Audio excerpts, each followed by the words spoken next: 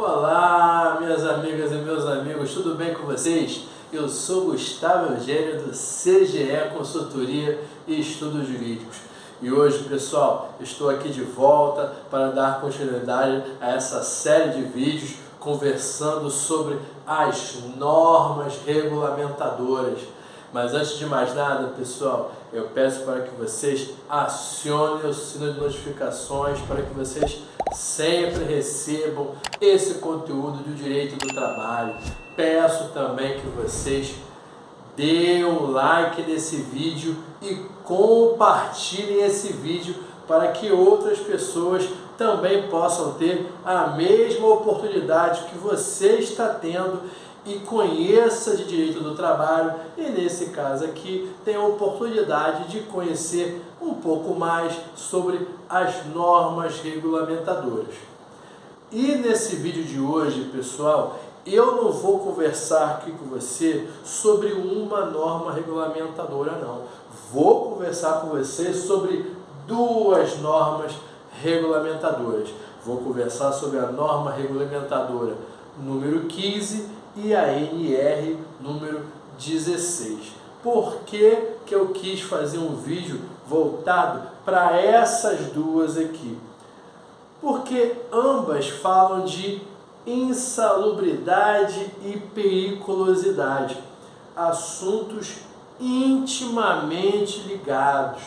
E a gente aproveita, conversa sobre as duas, porque na realidade, tanto no raciocínio jurídico como no raciocínio prático, elas têm os mesmos objetivos e a mesma linha de raciocínio. Então, por que não aproveitar e conversarmos juntamente sobre essas duas NRs?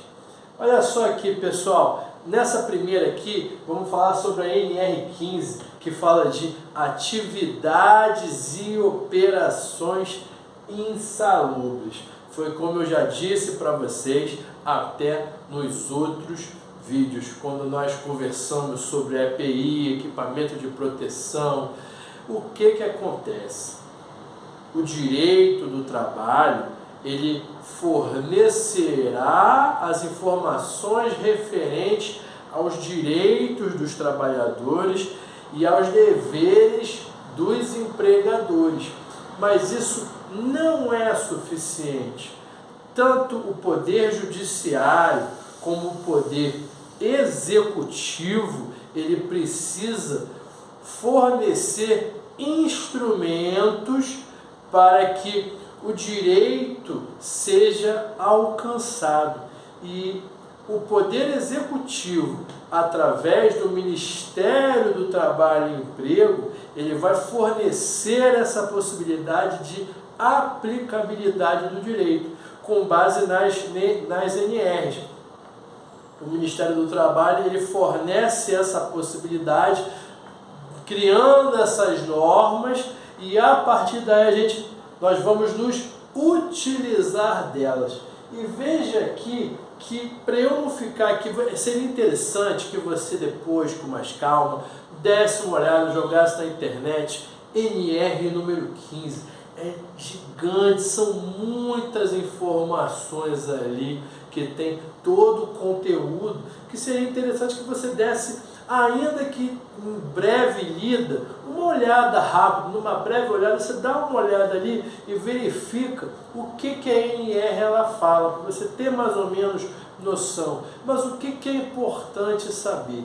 Na NR15, ela traça alguns parâmetros e requisitos para que haja a efetiva proteção do trabalhador sobre os agentes insalubres. Ele coloca, por exemplo, aqui, limites de tolerância. Que limites de tolerância são esses? Tem a ver com os agentes insalubres. Limite de tolerância de decibéis, como eu coloquei ali, por exemplo, em locais que tem decibéis altos, que por mais que o funcionário, por mais que o empregado, ele se utilize do protetor auricular, do equipamento de proteção, como por exemplo eu falei no vídeo passado, mecânico que faz abastecimento de aeronave, aquele pessoal que transita por ali no aeroporto, eles estão sempre ali com a proteção auricular ali. Veja bem, quando você for viajar, dá uma olhada lá na janelinha, vê o pessoal lá. Eles estão ali protegidos. Mas isso quer dizer que vai afastar totalmente? Não afasta totalmente. Mas ainda que haja a proteção, a gente sabe que não afasta totalmente e precisa de um limite, de um limitador, que são esses limites de tolerância. De repente, a ANR vai falar assim, olha só, não afasta totalmente, mas eu aceito que o limite seja 67 decibéis. Eu estou falando um valor aqui bem aleatório, porque essa não é a minha área, eu não conheço esses limites de tolerância, né? Eu não sou profissional da área, mas vamos imaginar que por mais que ele aceite que tem um barulho muito alto, aí de decibéis muito altos, ele fala, ó, até 65 e 67 é um limite tolerável. Agora, passou disso, não tem condições. Quer ver um exemplo?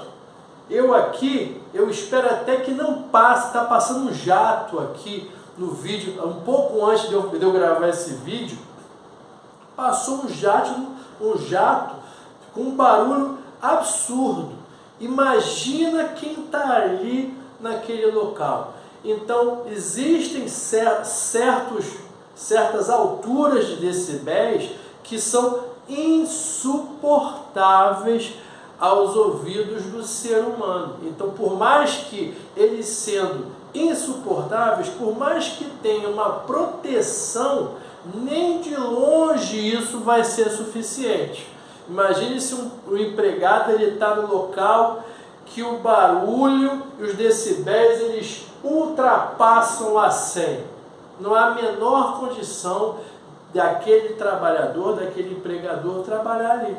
Agora, naquele limite que eu exemplifiquei de forma bem aleatória, repito, porque eu não conheço isso, de forma no valor de 65 decibéis ou 67 decibéis, por mais que ainda cause certa prejudicialidade ao empregado, está no limite de tolerância, porque tem a necessidade da atividade ser exercida e algum empregado tem que exercer aquela atividade. Essa é a realidade. Olha só, além disso, além desses exemplos de limite de tolerância, temos também tolerâncias a agentes químicos. Determinadas pessoas trabalham em alguns locais, indústria petroquímica ou outros locais que têm agentes químicos insalubres e da mesma forma será avaliado aquele limite de tolerância. Até determinado limite numérico é aceitável a exposição do agente químico, ao agente químico, melhor dizendo. Ultrapassando, existirão, por exemplo, numa parte de uma indústria petroquímica, por exemplo, existe um local ali que os funcionários eles não podem entrar, porque a radiação é absurda, o agente químico, o efeito do agente químico é absurdo, ultrapassa todos os limites, ainda que ele se utilize de EPI, ainda que ele utilize o equipamento. Já em outras situações, o agente químico irá existir num grau menor ou num grau maior. Às vezes o agente químico está ali, mas as pessoas elas podem transitar para lá e para cá e não vai sofrer, ou caso sofra algo mínimo. Ou no outro caso, ainda que haja um efeito do agente nocivo, é um efeito mínimo que irá apenas acontecer, prejudicializar no decorrer dos anos.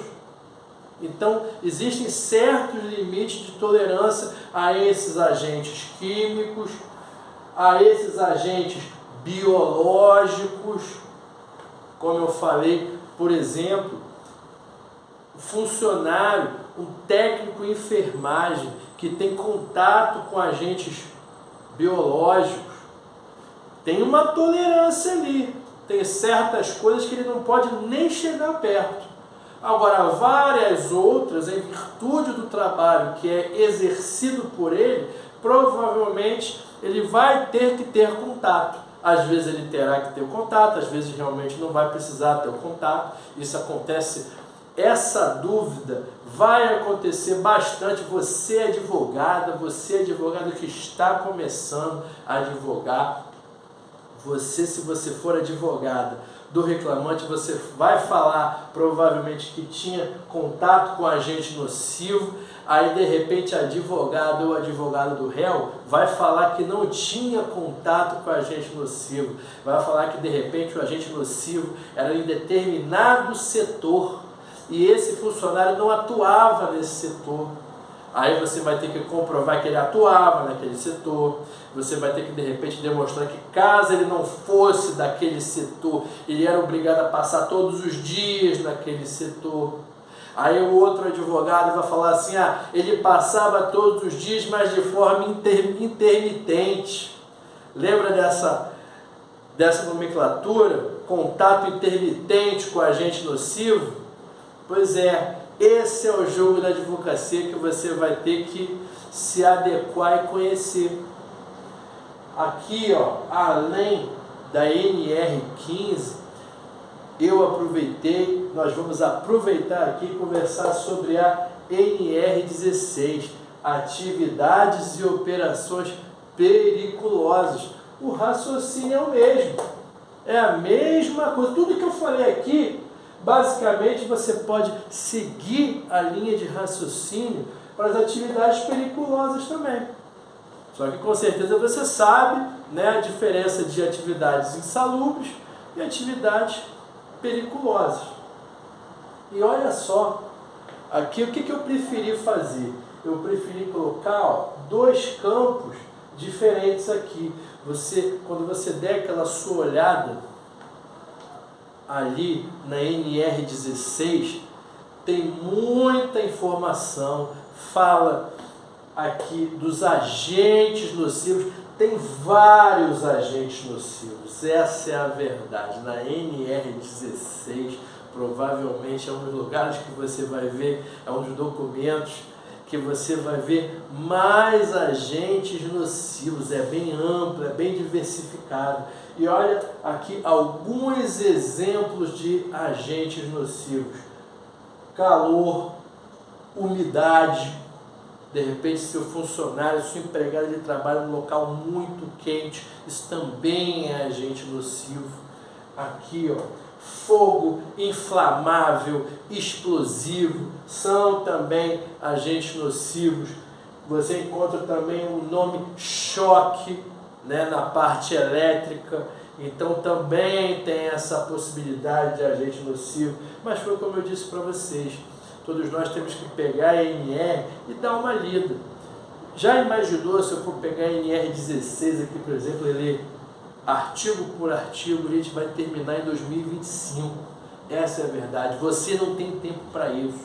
Nós temos que pegar essas informações rápidas para você aprender rápido, para você conhecer toda essa parte do direito e os instrumentos que vão te ajudar a aplicar o direito de forma bem sucedida, seja para a empresa, seja para reclamante, porque o meu objetivo aqui é te ajudar e te dar o caminho das pedras para você pegar essas informações mais rápido possível.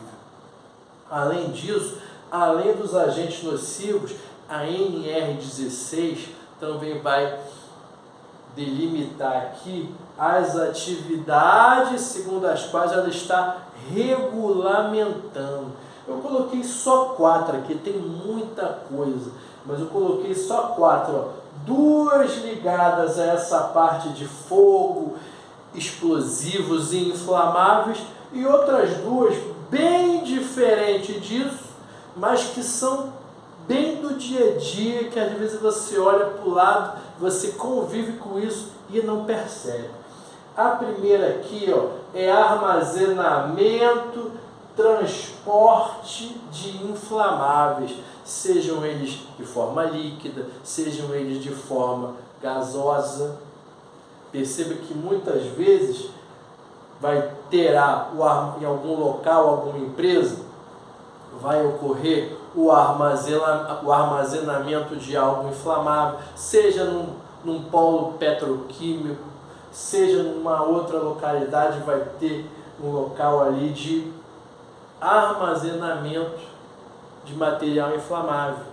Se você está circulando, se você está trabalhando no local que armazena local inflamável, seja em forma líquida, seja em forma gasosa, você tem direito ao adicional de periculosidade. Se você faz um transporte de material inflamável, você também faz jus ao adicional de periculosidade. Além disso, pessoal, foi como eu coloquei aqui nos outros exemplos, ó, reabastecimento de aeronaves.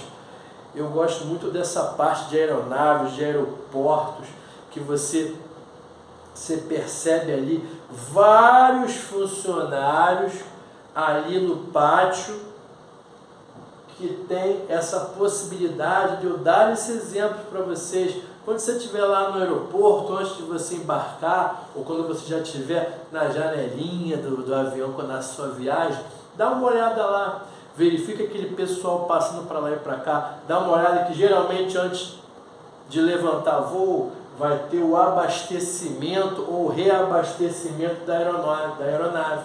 Você pode ver lá do alto, antes de você embarcar também. Verifica isso. Além do reabastecimento, tem outras possibilidades também. É só nós abrirmos os nossos olhos como sendo advogada e advogado. Quando você veste essa camisa de advogado e advogado, tudo que você olha ao seu redor, você vai ver com os olhos do direito. Só dá uma olhada. Além disso, sair dessa parte de explosivo, vim aqui para uma parte, entendo até mais do dia a dia. Cada um vai ter a sua preferência do que é dia a dia ou não. Mas verifica aqui, ó, vigilância patrimonial. Visualiza lá, você está entrando no banco. E no banco tem dinheiro. Bandido adora dinheiro. Faz tempo que eu não vejo assalto a banco, mas é perigoso. É perigoso. E o segurança patrimonial, o vigilante patrimonial, ele recebe periculosidade. Já vi advogado que não pediu, como já vi advogado que pede isso, hein? Fica atento. E é como já falei num vídeo bem antigo meu, eu sempre fui mais acostumado a trabalhar com empresa. E depois que eu comecei também a trabalhar com autor, pessoa física, muitas das minhas reclamações trabalhistas, muitas das minhas iniciais trabalhistas, eu usei como base pedidos que eu tinha que defender lá na época de empresa. Aí eu olhava lá, eu ia fazer a defesa das empresas e na maioria das vezes é aquele pedido padrão. Mas vez ou outra você encontra uma advogada e um advogado que pede algo diferente. E é aí que você aprende. Porque primeiro você vai ter que aprender a defender. Aí você vai se ver obrigado a estudar algo que você geralmente você não se via obrigado a estudar. Aí você pega essa oportunidade, estuda, aprende e depois, quando você for advogada ou advogado do reclamante, você coloca isso. É assim que se faz, cara. Aprende. Além disso, ó, transporte de valores. Aqueles caminhões lá, aqueles carros fortes, cheio da grana, cheio do dinheiro. Olha aquele segurança com aquela arma lá. Você acha que o bandido não fica de olho ali? Provavelmente na sua localidade não tem assalto de banco, não tem assalto a carro forte. Talvez, não tenho nem certeza. Mas dependendo da região do nosso país, que é o nosso país, infelizmente, com um grau de violência elevado, isso acontece bastante. Por isso que empregados que trabalham em transporte de valores e vigilância patrimonial, segurança pessoal, que eu também não coloquei aqui, mas poderia colocar segurança pessoal, também estão previstos aqui, ó, na NR16 e fazem jus ao adicional de periculosidade. Tudo bem, pessoal? Eu espero que vocês tenham gostado desse tema, gostado desse vídeo. Peço que vocês dêem um like, compartilhem esse vídeo e eu desejo a vocês um grande abraço e até a próxima.